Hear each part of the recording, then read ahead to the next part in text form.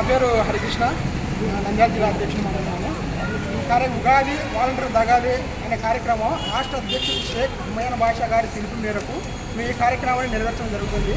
నాడు ఉగాది చంద్రబాబు నాయుడు గారు ఉగాది రోజు వాలంటీర్లకి తీపి కబురని చెప్పి ఈరోజు వాలంటీర్ అందరికీ కూడా దగాదిగా ఏర్పాటు చేసిన ఘనత చంద్రబాబు గారు దక్కుతుంది. ఎందుకంటే మేము అడగకుండానే మాకు ఆ రోజు హామీ ఇచ్చారు. ఈరోజు హామీ అడుగుతుంటే మీరు జీవోలను లేరని చెప్పి అని చంద్రబాబు నాయుడు గారు అలాగే వాలంటీర్ శాఖ మంత్రి డోలా గారు కూడా నిర్మించడం జరుగుతుంది. మేము జీవోలు లేనప్పుడు వరదల్లో మేము ఏ విధంగా వాడుకున్నారు సార్? మిమ్మల్ని విజయవాడకు వరదలు వచ్చినప్పుడు వాలంటీర్ ఏ విధంగా మీరు ఉపయోగించుకున్నారు? వాళ్ళిద్దరు వాళ్ళతో అవసరం వచ్చినప్పుడు మీరు వాడుకుంటారు, అవసరం వచ్చిన తర్వాత మమ్మల్ని తీసేస్తారా? అంటే వాలంటీర్లు ఇచ్చిన అందరూ కూడా నిరుత్సాహపడి రోడ్డు మీద ఎత్తి వాలంటీర్లు ఆత్మహత్య చేసిన స్థితులు వచ్చినాయి. మీరు పండగ అయితే మాకు పండగ లేదు. కరోనా టైంలో మేము చేసిన సేవ జీవితంలో ఏ డిపార్ట్మెంట్ చేయని సేవ మేము చేశాం. అలాంటి వాలంటీర్ కూడా మమ్మల్ని గుర్తించకుండా ఈ పొద్దు మమ్మల్ని రోడ్డు పాలు చేశారు. ఈ పాపం ఎవరు అనుకుంటుంది? వాలంటీర్ ఎంతోమంది స్త్రీలు, ఎంతోమంది నిరుద్యోగులు, ఎంతోమంది జీవితం లేక రోడ్డు మీద పడి బాధపడుతుండగా మమ్మల్ని చిన్న చూపు చూసి మీరందరూ కూడా మన విధుల్లోకి తీసుకుపోతున్నారు. మేము హామీ అడిగినామా మాకు 10,000 ఇవ్వమని? మీరే హామీ ఇచ్చారు. మీకే మీరు 10,000 ఇస్తామని చెప్పారు. మీరే ఉగాది పండుగ రోజు తీపి గర్వం అని చెప్పారు. ఈరోజు ఉగాది పండుగ మా తీపి గర్వం ఎక్కడ? మీరు ఇచ్చిన హామీ మాకు ఎక్కడ వేస్తాను? మీరు ప్రతిసారి రెన్యువల్ లేదు, జీవో లేదు. ఎన్నిసార్లు అసెంబ్లీలో మాట్లాడినా కూడా జీవో లేదని చెప్పి మీరు అంటున్నారు. సార్ జీవో లేనప్పుడు మా గతంలో జూన్ వరకు జిల్లాకు మా శాలరీ బిల్లు పడింది. ఏ విధంగా ఇచ్చారు సార్ మీరు శాలరీ మాకు? సార్ జీవో లేదంటారు, మీరు జీవో నెరవేర్చండి. ఒక వాలంటీర్గా 5,000 మీ చిన్న ఉద్యోగస్తులు జీవో నెరవేర్చడం అది పెద్ద నేరమా? అది మీరు గవర్నమెంట్ మీద కూడా జీవో పెద్ద విషయం కాదండి. ఎంతమంది అండి మీ జీవో నెరవేర్చడం? ఎన్నో కార్యక్రమాలు మీరు జీవో ఇచ్చిన వాళ్ళకి వాలంటీర్ ఉద్యోగం జీవో నెరవేర్చలేదా? మేము చేసిన అన్యాయం ఏముంది? మేము ప్రతిపక్ష పార్టీకి మేము వ్యతిరేకం కాదండి. అన్ని పార్టీలు మాకు సమానమే. మేము అందరికి సేవ చేసాము, అందరికి పథకాలు అందించాము, ప్రతి ఒక్కరు కూడా మేము నెరవేర్చాము. అలాంటి వాలంటీర్ వ్యవస్థ ఈ పొద్దు మమ్మల్ని రోడ్డు మీద వచ్చాము. ఒక్కరు తిరగాలండి. 2,60,000 మంది వాలంటీర్లు నిరుద్యోగులు పడినాము, రోడ్డు మీద పడినాము. ఆత్మహత్యలు ఇప్పటికే స్టేట్లో రాష్ట్రంలో 5 మంది వాలంటీర్లు ఆత్మహత్య చేసుకుని చనిపోయారు. ఆ సిచ్యువేషన్ ఎవరికి? వాలంటీర్ తెలుసుకుని మాకు ఎంతో గుండె బాధ పడుతుంది. ఇక పొద్దున్న నుంచి వాలంటీర్లు కూడా ఉపాధి లేక చాలా మంది రోడ్డు ఎక్కి పడ్డారు. మీరు గవర్నమెంట్ తలుచుకుని జీవో ఇవ్వచ్చు, మీరు ఎందుకు జీవో ఇవ్వకున్నారు? అంటే మా మీద చిన్న చూపు, చిన్న దయ, కరుణాదయ లేదా?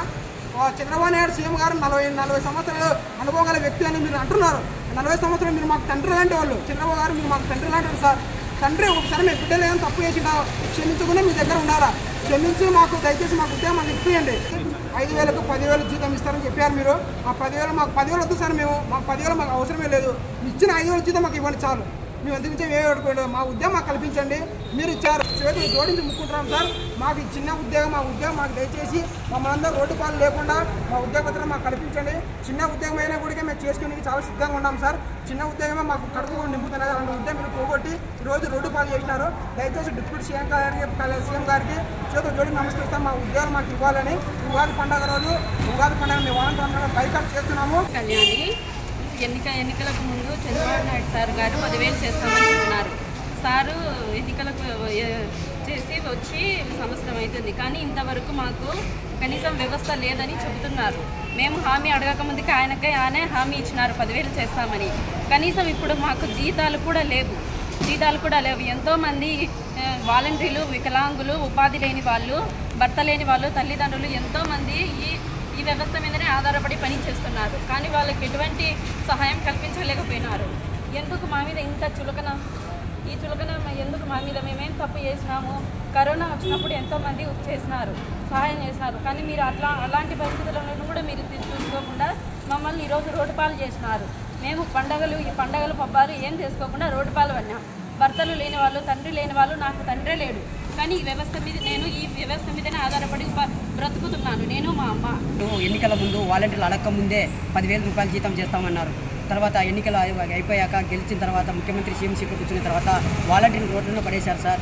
అది సమంజసం కాదు సార్. దయచేసి మేము పొట్టకూటి కోసం చిన్న 5,000 రూపాయలతో పనిచేసుకుంటున్నాం సార్. మా పొట్ట కొట్టకండి సార్. అయ్యా deputy CM Pawan Kalyan sir garu, మీకు శతకోటి వందనాలు sir. CM sir Chandrababu Naidu sir garu, మా కడుపులు కొట్టకండి అయ్యా. మా ఉద్యోగాలు మాకు కల్పించి రాజీనామా చేసినా చేయకపోయినా అందరికీ 2,60,000 మందికి మాకు ఉపాధి కల్పించండి సార్ దయచేసి. సభలో మీ కడుపు మేము కట్టము, 5,000 నుంచి 10,000 జీతం పెంచుతాను.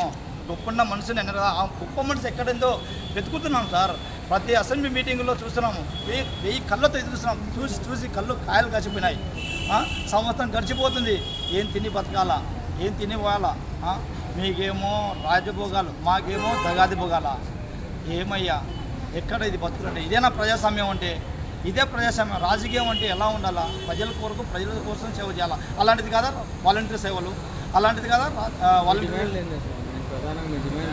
మా డిమాండ్ ఉద్యోగ భద్రత కల్పించాలా, వేతనాలు వెంటనే చెల్లించాలా, విధుల్లోకి తీసుకోవాలా. మాకు ఉద్యోగ భద్రత కల్పిస్తానని 10,000 ఇస్తానని ఆయన మాకు మాట ఇచ్చారు. కానీ ఇప్పటికీ ఆయన ఏం చెప్పట్లేదు మా గురించి. ఈరోజు మీరు మా కష్టాలను, మా బాధలను, మా కన్నీళ్లను గుర్తించకున్నారు. మీరు దయచేసి మీరు గుర్తించండి. మాకు 2,60,000 కుటుంబాలకు మాకు ఉపాధి పోయింది. ఈరోజు 5 సంవత్సరాలు మేము వెనకబడినాం. ప్రజలకే కేవలం మేము సేవ చేశాం. కానీ మాకు ఈరోజు మా కుటుంబాల్లో మాకు ఒక భద్రత అనేది లేదు. దయచేసి మీరు మమ్మల్ని అర్థం చేసుకొని